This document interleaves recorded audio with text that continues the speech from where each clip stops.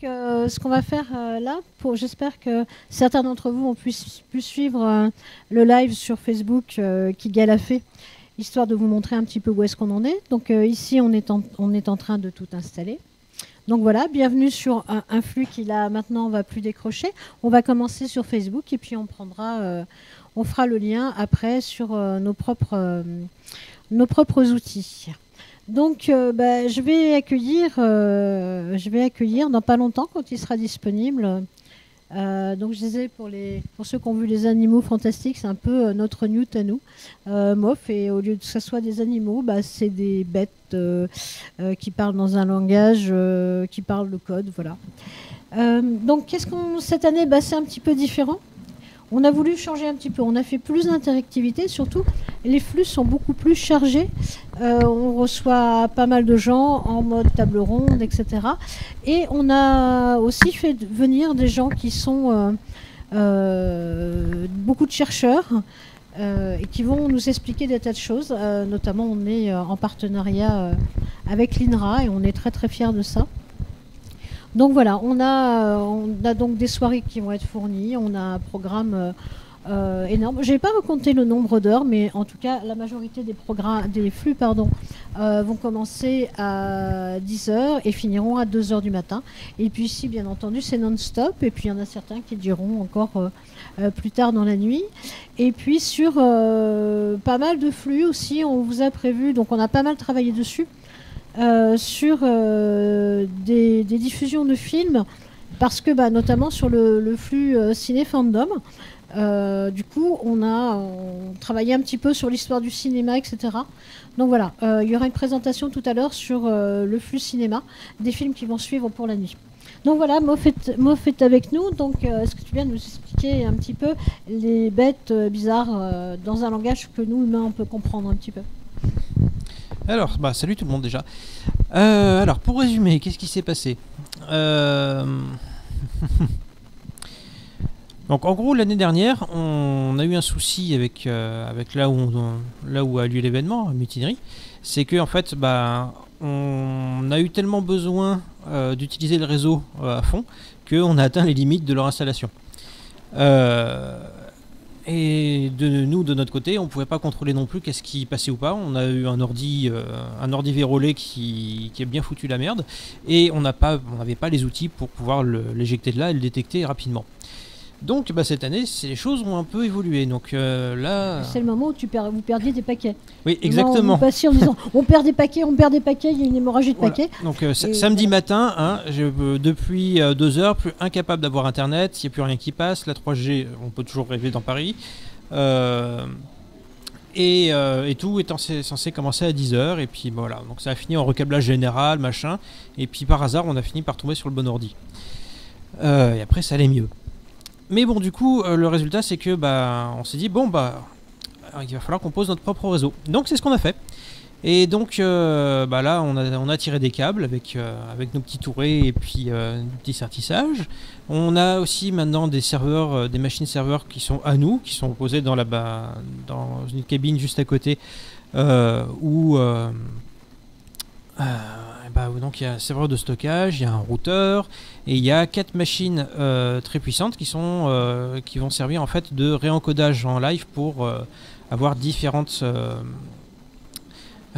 débits pour les vidéos, pour les petites connexions, etc. Donc c'est un truc que YouTube fait par exemple automatiquement, mais il faut faire l'encodage à un moment ou à un autre. Et donc pour la petite histoire, ces serveurs là en fait c'est des anciens serveurs de Facebook. Qui a renouvelé en fait tous ces équipements qui dataient de 2011 il y a 2 ans, même pas. Et le marché était tellement inondé en fait de ces machines là et de ces processeurs que les processeurs valent que dalle, que les machines valent que dalle. Et bon, il faut certes les importer des États-Unis, mais ça n'a pas été simple, c'était aussi voilà. Une longue aventure. Plus de 3 mois pour tout recevoir, et il manque encore un processeur. Mais bon voilà, en attendant, ça reste quand même d'excellentes machines et donc du coup je peux leur demander tout ce que je veux, y compris de servir de routeur. Donc qu'est-ce qui s'est passé tout à l'heure en fait? Eh bien plusieurs choses en même temps. J'ai le routeur qui s'est dit, qui a compris que l'internet du lieu lui disait non en fait internet ça n'existe pas. Il a dit ok. Voilà. Bon du coup tous les autres ordi derrière ok internet n'existe pas. Donc là pareil, le temps de remonter jusque là où ça posait problème, c'était un peu compliqué.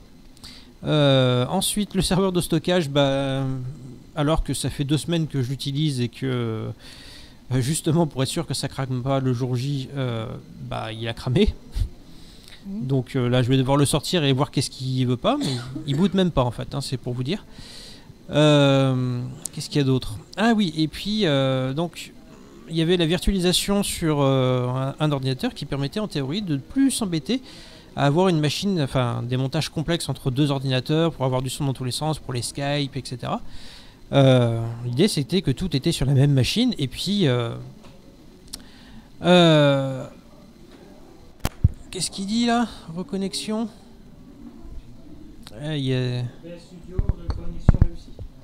Ok, bon, alors il y a peut-être une micro-coupure, encore un truc à rajouter sur la liste. Et donc voilà, et donc en fait là il y a une machine qui démarre, une machine virtualisée qui démarrait pas, alors que pareil, j'ai passé la nuit, elle marche super bien, hein, mais là non. Ouais voilà, c'est les petits aléas de la technique bricolée. Mais c'est pas que des aléas, et c'est pas du bricolage, c'est des trucs que tu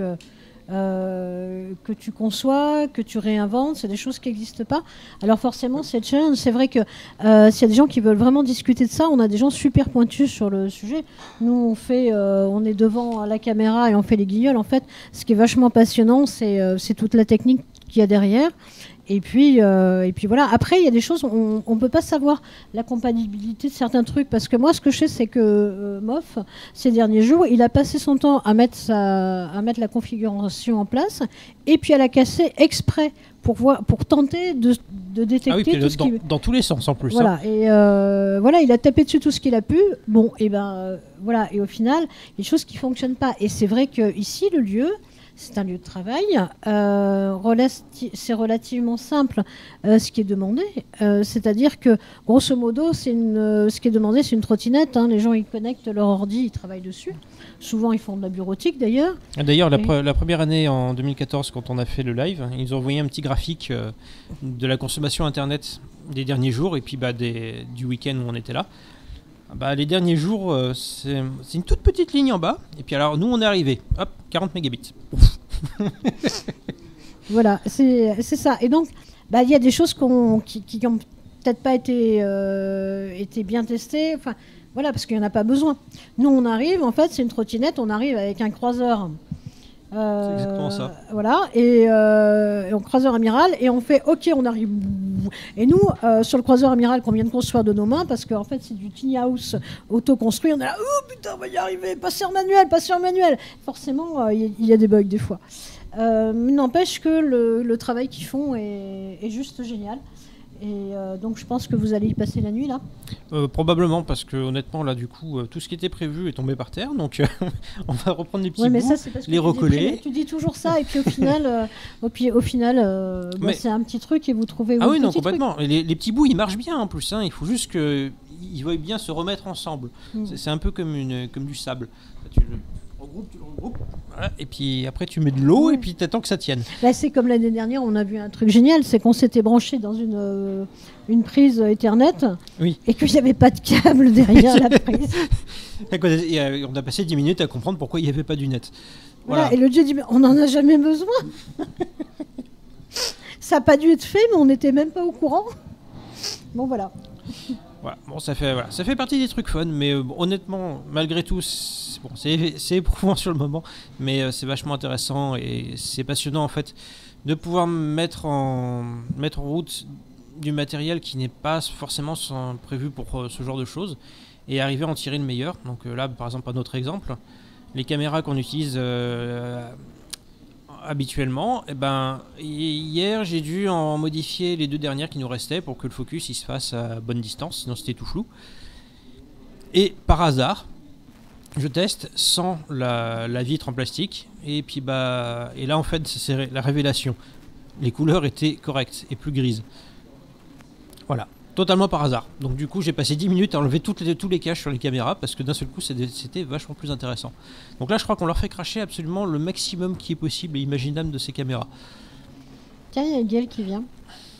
A priori il n'y aurait que Dany qui participe par Skype Agora ressources. Ouais. Donc j'y mets mon ordinateur. Ah, dans ce cas-là, oui. Si juste une fois, on va simplifier la vie. Hein. Ok. Donc voilà un petit peu un petit résumé. Donc là pareil dans le même genre, la page player par exemple. Celle qui était prévue à planter, même pas débilement. En fait, on sait même pas pourquoi elle a planté parce que le code il est valide et tout. Ça doit sûrement être un faux tiré ou un faux crochet quelque part. En attendant, du coup, on a dû ressortir le player de la version précédente, c'est-à-dire celui qui a servi au On the Water. Non, Redbang celui-là. Et donc du coup il y a une image qui est pas bonne, je vois, et il y a un ou deux machins qu'il va falloir qu'on enlève aussi. Enfin bref, voilà, ça fait partie des petits trucs fun. Et puis voilà, demain ça tournera, je pense. Voilà, donc Voilà. pour les questions techniques, bah, allez-y toute la nuit. Si vous voulez avoir des discussions un peu pointues, je pense qu'il y a moyen des fois. Alors, on va essayer d'être un petit peu plus voilà. connecté. Maintenant, vous allez essayer de vous souffler 2 minutes. Et puis après, reprendre le chemin un par un. Et puis voilà, après le vaisseau, il va rouler tout seul, en automatique. Et puis vous n'aurez plus rien à faire, en fait. Ouais, totalement. Totalement. Dimanche, je dors. Clair. Bah, non, t'as quand même ta table ronde Star Wars, parce qu'il fait pas que coder, quand même, hein, cet homme. Oui, non, c'est vrai quand même. Bien. Et les CJ étaient très bien. Allez vous faire foutre. Bon voilà, donc nous qu'est-ce qu'on va faire, comme vous le savez, donc pourquoi est-ce que le vendredi on n'a pas un programme précis? Tout simplement parce que effectivement l'expérimental ça plante quasiment tout le temps quand il se ligue avec Murphy. Et donc voilà, là ce soir on a un certain nombre de choses que vous verrez. On a rajouté un truc aussi, parce que quand même on a des petites surprises. On devrait avoir de la VR en fait, enfin on va avoir de la VR au moment de la partie jeu. Et ça devrait être plutôt sympa, parce qu'on a donc une illustratrice, en l'occurrence Vanelia, qui a commencé à travailler maintenant avec la VR. Voilà, donc maintenant dans le programme était prévu quelque chose que vous aimez bien, c'est le défilé des choses. Donc les défilés des gens et qui vont nous présenter soit leur mug, soit leur t-shirt, soit les deux. Enfin bref, un truc perso. Et voilà, donc on va commencer. Je ne sais pas où en sont les gens s'ils attendent derrière, mais du coup nous on est prêts sur le flux à les accueillir, pour qu'ils nous expliquent un petit peu pourquoi, quels sont leurs choix et tout ça, et puis ce qu'ils font ici. Voilà.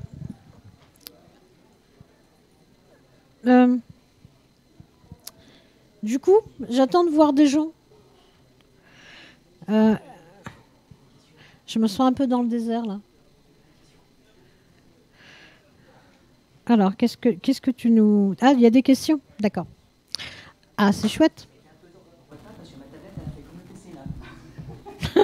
Non, ta tablette aussi. Mais non, mais tu bosses tous les jours avec quand même ta tablette.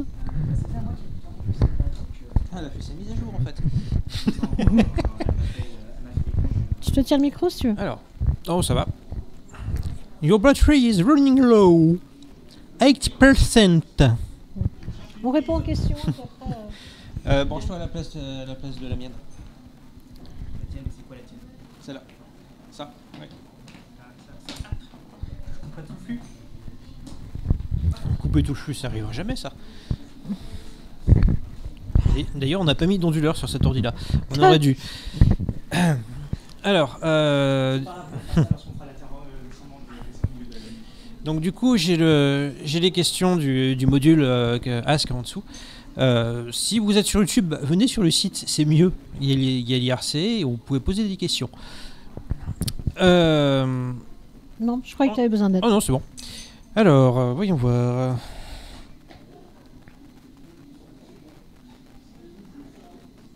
Alors ça, c'est des questions qui datent d'il y a un moment. Alors donc, c'est une question. Les états des différents streams, il faut actualiser la page pour les actualiser. Alors non, en fait, on a une interface derrière qui met à jour toute seule. On peut même changer le player vidéo, ça remet à jour tout seul. Donc, quand on arrivera par exemple à refaire marcher correctement nos serveurs de streaming, là, ça se fera tout seul. On mettra à jour l'URL dans l'interface et pouf, ça se mettra à jour. C'est pareil pour les intitulés sur les côtés des flux et ce genre de choses. Alors bon, des fois, ça peut être un petit peu... voilà. Quand on doit travailler en live avec, des fois ça fait des bugs, mais quand vous êtes juste en visiteur, il n'y a pas de souci, ça marche. Alors, une autre question. Donc, c'était... Mof, quel est ton cursus? Je suis très curieux, tu touches bien ta bille en info. Alors, j'allais répondre sur l'IRC, puis après la tablette est arrivée. Eh bien, je suis totalement autodidacte en fait. C'est ça qui est fun. Il a fait des études d'éducateur spécialisé, rien à voir. Voilà. Alors vraiment rien à voir. Hein. C'est le niveau d'exigence qui peut être demandé est largement en dessous. D'un point de vue informatique évidemment. Donc non, je suis complètement autodidacte et en gros, l'informatique m'a toujours intéressé en fait depuis l'Atari ST qu'on avait à la maison, un des premiers arrivés en France. Ouais, parce que c'est une passion qui n'est pas venue toute seule non plus, hein, évidemment. Donc, voilà, pour résumer, j'ai toujours baigné dedans et en gros, ma manière de penser pour l'informatique, c'est l'informatique c'est un outil. On doit, si on veut pouvoir, à partir du moment où on travaille avec non-stop, on doit maîtriser un minimum ces outils-là, ou en tout cas savoir comment ils fonctionnent, savoir comment en tirer le maximum et savoir quelles sont les possibilités d'évolution. Et ça, c'est ma philosophie par rapport à tout ce que je fais en informatique. Donc voilà, j'ai appris le PHP quand le PHP était encore tout pourri et que tout le monde crachait dessus. Je ne l'ai pas regretté quand c'est passé au PHP 4 et que tout le monde s'y est mis d'un seul coup, c'était le Messie. Voilà, le streaming vidéo, c'est pareil. En 2013, quand on a dû s'intéresser à la question de manière très rapide, j'avais quelques onglets dans un coin que j'avais lu, histoire d'être au courant du sujet. Puis hop, ça a servi. Je savais quoi chercher, où chercher. Et puis je l'ai mis en pratique. Ce que je fais avec les serveurs là, c'est pareil, c'est-à-dire surveiller un petit peu les canaux de discussion habituels, voir qu'il y a une communauté qui a découvert une bonne idée, un bon hack, quelque chose qui est détournable, et puis qu'est-ce qu'on peut en tirer le plus.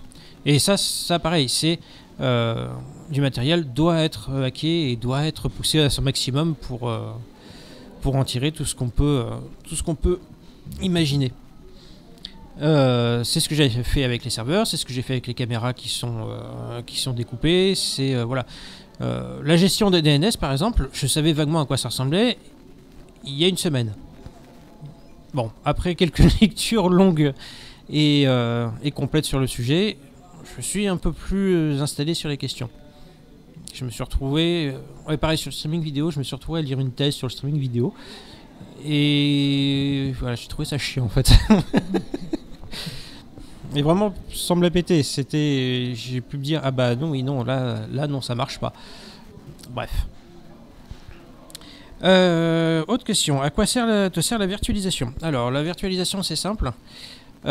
C'est faire tourner plusieurs ordinateurs sur un seul. Ça peut aussi être faire tourner plusieurs ordinateurs sur un serveur. Une machine qui ne ressemble pas à un ordinateur classique. L'idée, c'est que on utilise rarement toutes les capacités d'un ordinateur.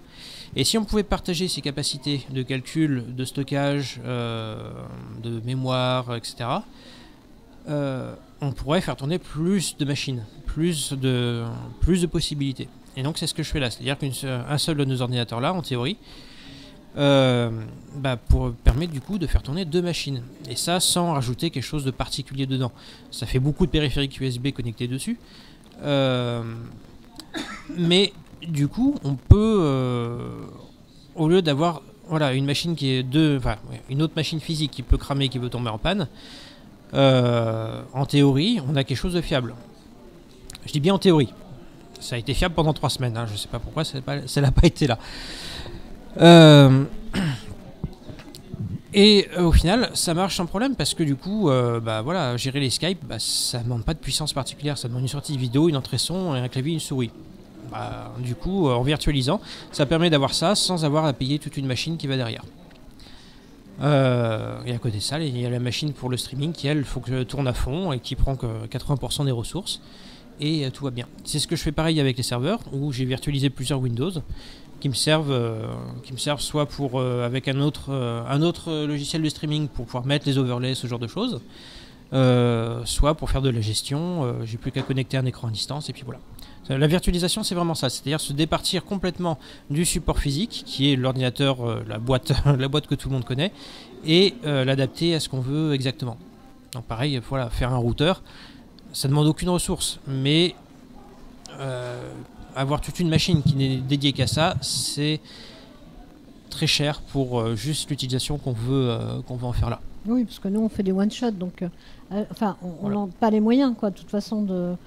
Ah oui, non, voilà, clairement, c'est après voilà. Il y a trop de zéros pour faire un truc une fois par an quoi. Voilà. Enfin, Pour vous plusieurs fois avec Edbang, mais voilà. Ok. Alors, donc, la tablette vient de faire des trucs bizarres devant moi. Voilà, elle fait de la, voilà, elle fait de la neige de couleur. Donc du coup, je vois plus les questions.